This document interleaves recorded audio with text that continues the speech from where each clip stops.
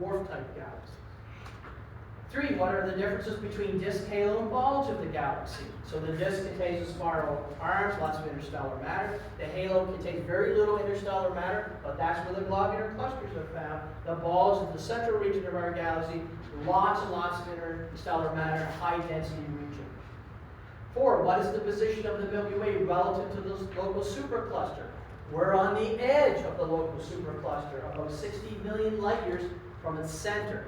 Its center is the Virgo cluster of galaxies. We are not part of the Virgo cluster of galaxies. We are too far away from it. How do astronomers determine the masses of galaxies? You could use that flat rotation curve. So the rotation curve of the Milky Way estimates from that how fast things are moving in their orbit, what is the mass contained within it. And that is ultimately Kepler's third law. That's what you use to measure the mass of galaxies. What evidence is there for dark matter on the scales of galaxies and clusters of galaxies? On the scale of galaxies, it's the flat rotation curve, like for the Milky Way. On clusters of galaxies is the fact that they are moving too fast, which is like given the local speed limit. We also can determine how much mass is in the cluster from those gravitational arcs. And we find that there's more mass there than what can be seen in visible light. So that's evidence for dark matter. What are some of the candidates for dark matter? Subatomic particles, or they could be black holes, or anything that has a mass but doesn't give off much light, like brown dwarfs, neutron stars, white dwarfs, those kind of things. But we think today is probably some type of subatomic particle. 8, what were our Lyra and Cepheid stars used for? Measuring distance. Where they have their own period luminosity relationship that we can use to measure distances to these stars. Our Lyras were used to measure distances to globular clusters in the Milky Way, allowing us to see how large it is. Cepheid stars for nearby galaxies like Andromeda. 9, what are the 4 major types of galaxies? What different similarities exist between them? Spirals, ellipticals, irregular, and S-zeros. Spirals, lots of interstellar matter, spiral arms, and so on. Ellipticals, very little interstellar matter, very little ongoing star formation.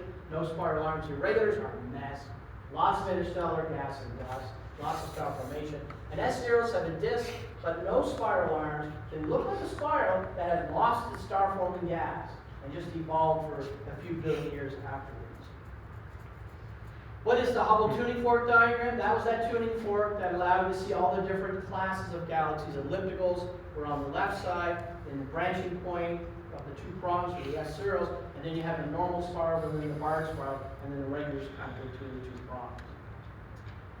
What type of galaxies are the most luminous in the universe? The giant elliptical galaxies that usually sit at the center of which clusters? Well, most likely happen to the Milky Way and the Andromeda galaxy. You don't have to say any words, just listen. They're going to collide and merge in about 5 billion years from now. Splat. What is the Hubble law? The relationship that the greater the distance to a galaxy, the faster it's moving away. In other words, the greater its redshift, or recessional velocity. What is the cosmological redshift? That's the redshift you measure when you look at a distant galaxy that's due to the expansion of the universe itself, not due to its motion through space, just that due to the expansion.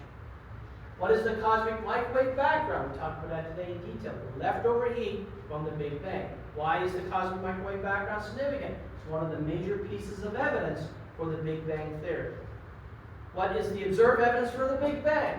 Expansion of the universe. The early universe looks different than it does today, i.e. it evolves. The leftover heat from the Big Bang, and the fact that it can provide a natural explanation of the light elements like hydrogen, where they come from. How can we determine when the Big Bang occurred?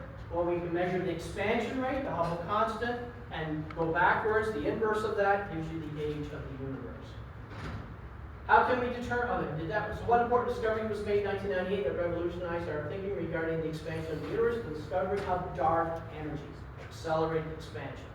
What is the source of energy that powers active galactic nuclei? 2 parts. Very important to have 2, not just 1. Supermassive black hole with the accretion disk. If you have one and not the other, you will not have an active galactic nuclei. What evidence do we have that the energy source that powers quasars is small in size, a rapid fluctuation or changing in brightness over the course of just a few days of the light coming from the center of these active galaxies? What lies at the heart of our galaxy? How do we know? A supermassive black hole, about 4 billion times the mass of the sun. How do we know? Because we directly imaged it. We've also seen the motion of stars going around it, and from Kepler's third law inferred what is the mass of that invisible object. What is the critical density of the universe? The density required for the universe to be flat. That's the critical density. And if our universe is that critical density, omega equals 1. What are the three possible geometries of the universe? Positive curved space, flat, and negative curved space, the surface of the Saturn. 5, what is our present best estimate of the geometry of the universe? That it is flat, omega equals 1. Okay, that's it. Thank you very much.